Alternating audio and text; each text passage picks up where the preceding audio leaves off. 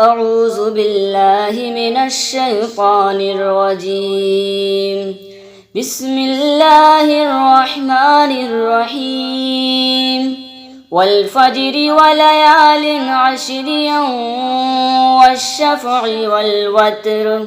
والليل إذا يسر هل في ذلك قسم لذي حجر ألم تر كيف فعل ربك بعاد إرم ذات العماد التي لم يخلق مثلها في البلاد وثمود الذين جابوا الصخر بالواد وفرعون ذي الأوتاد الذين طغوا في البلاد فأكثروا فيها الفساد فصب عليهم ربك سوط عذاب إن ربك لبالمرصاد فأما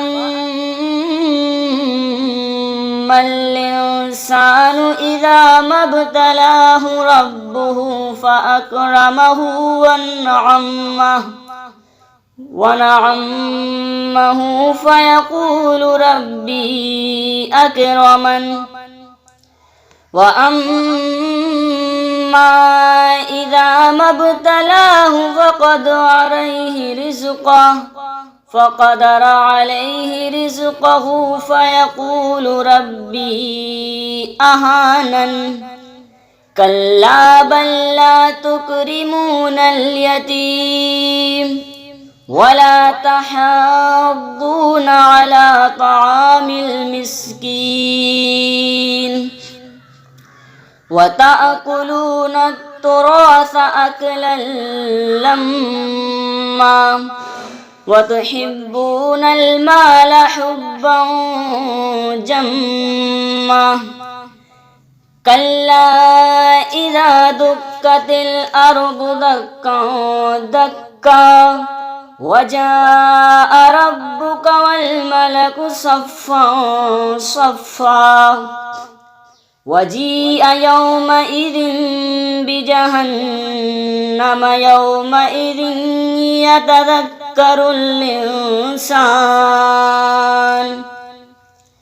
يتذكر الإنسان وأنى له الذكرى يقول يا ليتني قدمت لحياتي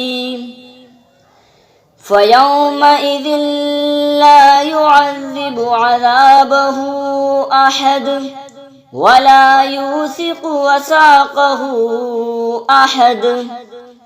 يا أيتها النفس المطمئنة ارجعي إلى ربك راضية مرضية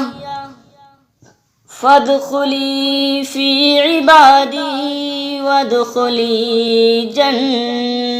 جنتي.